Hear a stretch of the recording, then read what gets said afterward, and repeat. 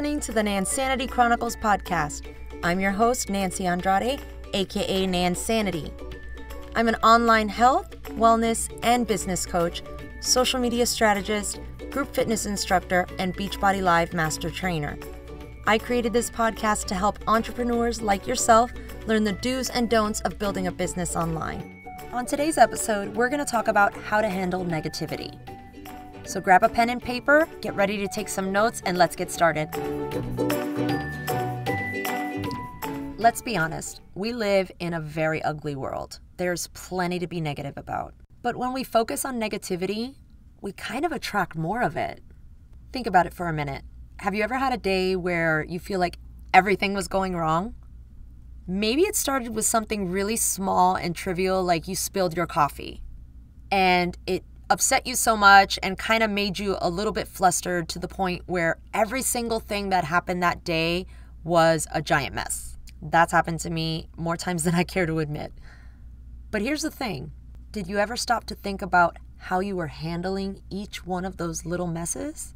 Because if one mess happens and you allow that to get your mind into a state of chaos, it's inevitable that more messes are going to happen. I believe wholeheartedly in the law of attraction. I know that not everyone believes in the law of attraction, but I'm a firm believer, and that's only because I've witnessed it in my own life. For as long as I can remember, I was a really, really angry person. I grew up in a very abusive household. I spent pretty much the first 30 years of my life surrounded by mostly toxic people. So I was angry at the world, and to be quite honest, I felt justified. What I didn't realize at the time was that anger that I was projecting out into the world was feeding all the toxicity that I had in my life. Because I was putting it out there, I was attracting more of it. It wasn't until I really took a step back and started working on myself and my mindset that things started to change for me.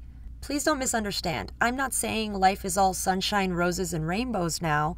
Bad things still happen occasionally, but I handle it much differently. And it's changed things dramatically. And this wasn't something that happened overnight, and it's still something that I work on all the time because I'm a very emotional person, and that's with positive things and with negative things. So when something negative happens in my life, if I respond to it from an emotional perspective, no good is going to come from that. And it took me time to actually realize that and be able to change my reaction to negative things. We always hear about mindset and how important it is to be in the right mindset so that you can achieve positive growth. The problem is, how do you get into a positive mindset, especially if all you know is negativity? This is something that takes practice. It takes time to break old habits. I used to have knee-jerk reactions to everything. So it took some time to kind of train myself to take a step back and look at things not from an emotional perspective, but from a logical perspective. One of the first things that I started doing was kind of taking stock of all the bad things that I had already overcome in my life.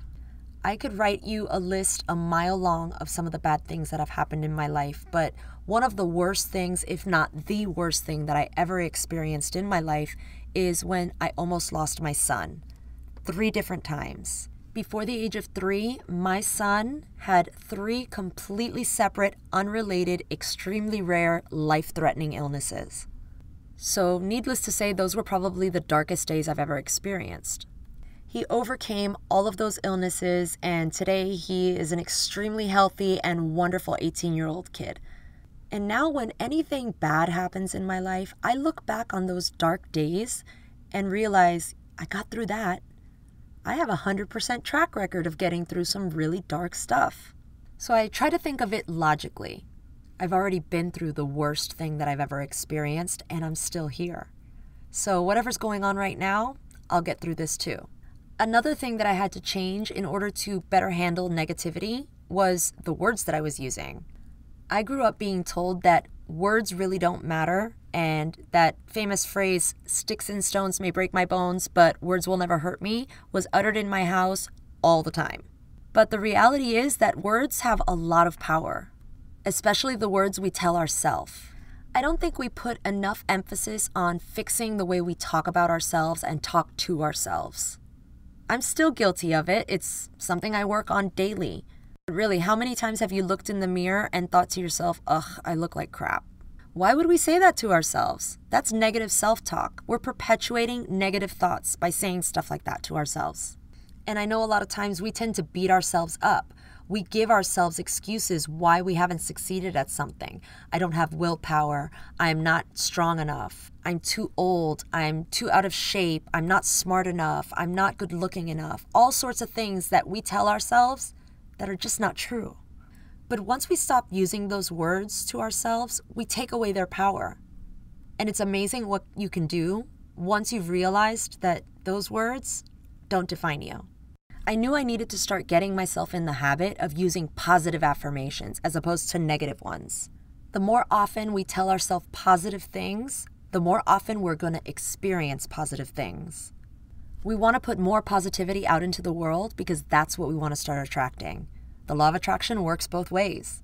And putting positivity out there starts with not just our words, but our thoughts. And it actually starts with our thoughts. Mahatma Gandhi famously said, your thoughts become your words become your actions become your habits become your values become your destiny. And your thoughts come from your mindset. So it's important that we shift our mindset to stop gravitating towards negative thoughts. When something bad happens, what kind of thoughts start entering your head? For me, it was usually something along the lines of course this is going to happen to me. I knew this day was going too well. It was only a matter of time before the other shoe dropped. Or, that's why I always hope for the best and expect the worst. No wonder I was so miserable. All those thoughts were running through my head constantly. I was at a point where I just simply expected bad things to happen.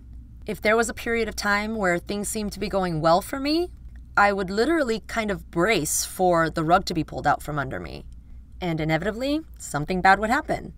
I didn't realize at the time that I was manifesting bad things to happen. I would have all these negative thoughts and the expectation of something bad happening, and then my words were filled with negativity, so it just became a self-fulfilling prophecy. So I had to shift my mindset to look at bad things as learning opportunities. I would start asking myself, is this something that I could have controlled? Because, bad things happen and you have absolutely no control over that. So if I was able to identify that it was something that I had control over, that I could prevent from happening, I would ask myself, what is it that I could do differently to make sure that this doesn't happen again?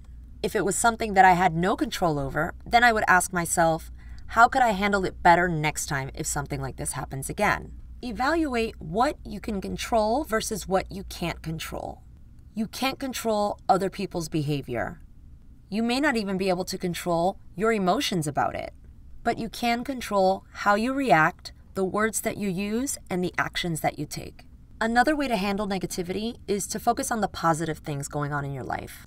There was a period of time in my life where I would have been hard-pressed to try and find something positive going on in my life. Not because there wasn't anything positive, but because my mind was so focused on the negative that I couldn't see the positive things. And I distinctly remember the very first time that I was able to look past all the negativity and find something positive, something that I was grateful for. And ironically, the first time that I was able to do that was actually one of the times that my son was in the hospital. He was about a month away from his 3rd birthday, and he had spent the last 2 weeks in the ICU in the children's hospital. He had been bleeding internally. The doctors had not been able to identify the source of the bleed, and at one point, the doctors didn't think he would make it. The doctors ended up having to do exploratory surgery because all of the tests that they were conducting were all inconclusive. But they had their suspicions about what it was that was wrong with him, so they told me they were going to have to do a small incision in his abdomen, find the source of the bleed, stop it, and he should be fine. So as they were prepping him for surgery, I was sitting next to his hospital bed, holding his hand, trying to keep a brave face because he was so young, he had no idea what was going on. He was going to take his emotional cues from me. I leaned over to give him my last hug before they wheeled him into the OR, and when I lifted my hand off of his back, it was dripping with blood. I leaned him a little bit more towards me, and underneath his entire back on the bed was a gigantic pool of blood. I've never been more terrified in my entire life. The nurses cleared us all out, quickly cleaned him up, and rushed him into the OR. A couple of hours later, the surgeon came out and told us the surgery was a success. He explained that that blood was actually not an active bleed. They explained to us that basically he had a polyp on his intestines that had ruptured, and that's where the source of the bleed came from 2 weeks prior. When that initial bleed occurred, he lost 25% of his blood volume. We discovered it when he went to use the bathroom and there was blood in the toilet. But of that 25% blood loss, only about 5% of it came out into the toilet that day. The day before the exploratory surgery, they were still running tests and they were prepping him for a colonoscopy. So they had given him a laxative that was supposed to take effect within a couple of hours. But almost 24 hours later, and it still had not taken effect, so they decided to do the exploratory surgery. Well, all of that blood was the laxative taking effect. That knowledge didn't make the experience any less terrifying, but there was a big sigh of relief knowing that they caught the bleed and they repaired it. It's only now, more than 15 years later, that I can actually tell this story without bursting into tears, because at the time, all I kept wondering was why? Why is my little baby suffering so much? Why does he keep getting sick? And all of these illnesses are completely unrelated. And all of these experiences were taking just a huge emotional toll on me. Of course, I was extremely grateful that my son was finally out of the woods and that he overcame yet another life-threatening illness. In spite of the fact that my son survived, I still felt like there was this overwhelming dark cloud over our lives. And that's kind of where my focus was. I wasn't really focusing on the fact that I have so much to be grateful for. I was focusing more on the fact that this is something that we had to go through at all. Like it was some kind of cosmic injustice and, there's no fairness in the universe kind of thing. I'm kind of ashamed to admit it because it's absolutely asinine to think my son survived and here I am focused on why the heck did we have to go through it in the first place. But then the universe kind of slapped me in the face with a big fat dose of stop being so damn ungrateful, Nancy. It was a couple days after the surgery and my son was trying to start walking again. So we brought him to this little game room that they had for other patients in the ICU of the children's hospital. There had been a few times we had gone in there before and usually it was empty, but on this particular occasion there were 2 families in there with their children who were also patients. One of them was a single mom with her infant son who was probably about 2 months old. The other one was a mother and father with their 8-year-old son who was in a wheelchair. The mother of the infant told us about the issues that her infant was having. They were very similar to the intestinal problems that my son had, but this child was born with these issues and had just had his 6th surgery since being born. The mother told us that the doctors did not think that the baby was going to survive to 6 months. The parents of the 8-year-old explained to us that their son had a brain tumor. The tumor was located on the cerebrum, which is the part of the brain that controls speech and muscle movement, like walking. Any surgery is complex and delicate, but when we're talking about surgery on the brain, it's even more so. When they removed the tumor, they tried to get as much of the tissue as possible without damaging other parts of the brain. Unfortunately, that's not always possible. So in removing the tumor, they also affected the part of the brain that controls speech and movement. So he will forever be confined to a wheelchair and never be able to speak again. Here I was kind of feeling sorry for myself and for my son for having to go through the experience we just went through at all. When there's this 8-year-old child who will never be able to speak or walk again, and there's this infant whose mother will probably have to bury her in a couple of months. Shame on me. That was a wake-up call. I realized how incredibly lucky we were. Yeah, the last 2 weeks were filled with some of the most painful and desperate moments I'd ever experienced in my life. But my son survived.